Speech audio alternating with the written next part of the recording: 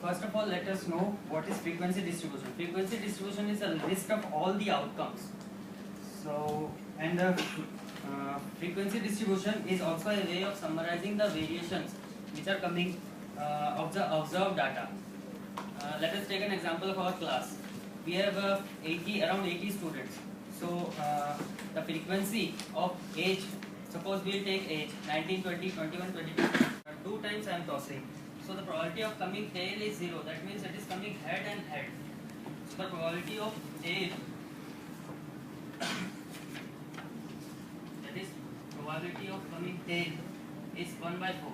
Because every time we do a toss, the probability, if suppose we have a 2 point, if we do a toss, that means probability of coming tail for one is 1 by 2, and probability of coming tail for the other is also 1 by 2. So 1 by 2 into 1 by 2, it will come 1 by 4. So the probability of getting a tail in the first 2 trials is 1 by 2.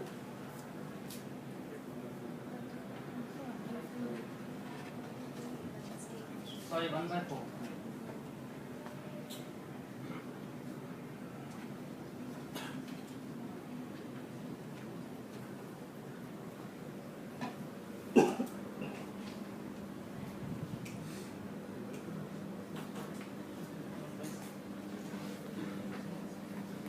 And by 16 is not equals to 0.5. What? 1 by 16. Sorry, it is plus. Yes. Now 4 times you are tossing. 2 times here, one tail is coming, 2 times here, second tail is coming. So it is 0.5. And when we toss 2 times and the tail comes both the times, then it is 0.25. So what we see, this is the probability distribution table.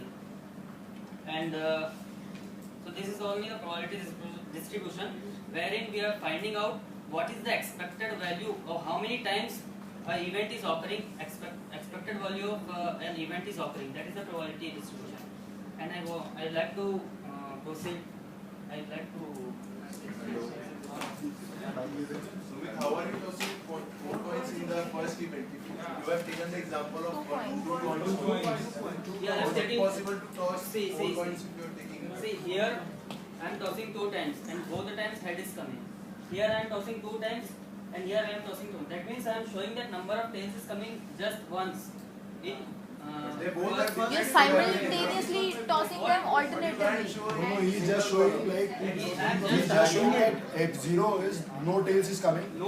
If one tail is coming, like what's the first time one coin gets a tail and other coin If gets head a comes, tail. it's the probability 0.25. If both are heads, it's the simple distribution. For the second case, First case, see every time we see in the second case, what is the probability that one time I am tossing? That means one tail, one head, and the Yeah. second time one head, one tail. One tail is coming. Now the first coin and the second coin. Yeah.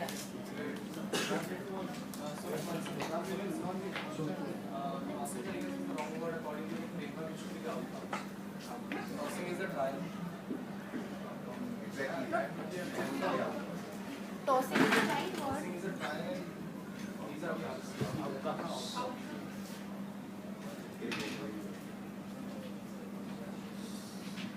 Thanks, Gaurav.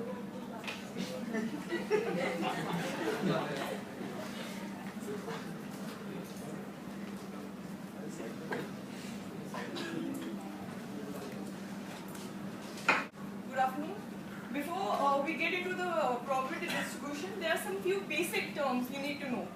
What exactly is a random variable? A random variable gives a numerical distribution to any outcome of an experiment. For example, you have tossing a coin. So the outcomes are getting a head or getting a tail. So you can give head as 0 and tail as 1. So these values are the random variables. So there are 2 types of random variables, discrete and continuous. Discrete can have values like 0, 1, 2, discrete different values. And when it comes down to continuous random variable, it comes in an interval, like between 6 and 9, like 6 to 9 or something like that, between 2 intervals or greater than 0. But what's the basic difference? This is the Because difference. these are- Okay, consider, I'll give you an example, okay?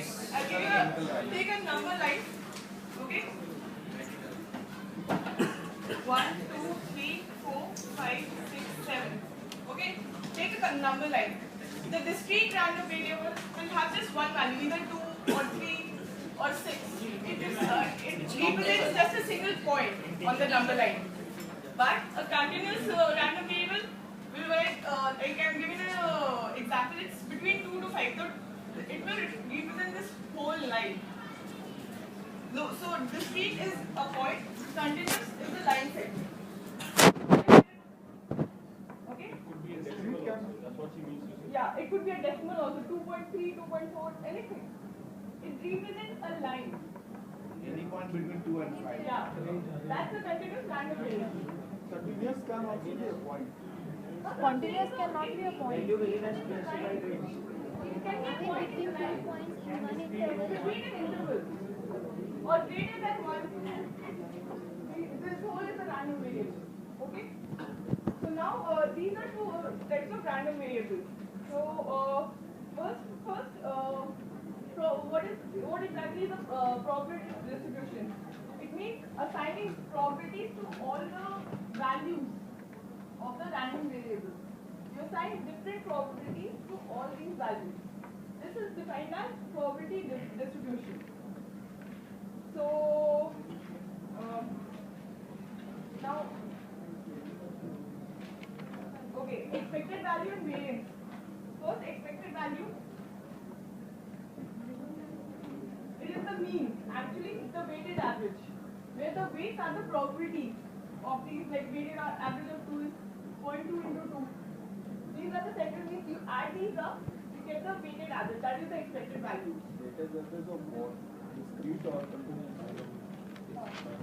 Okay, and the variance, the formula is given in this thing. Variance is because standard deviation square is equal to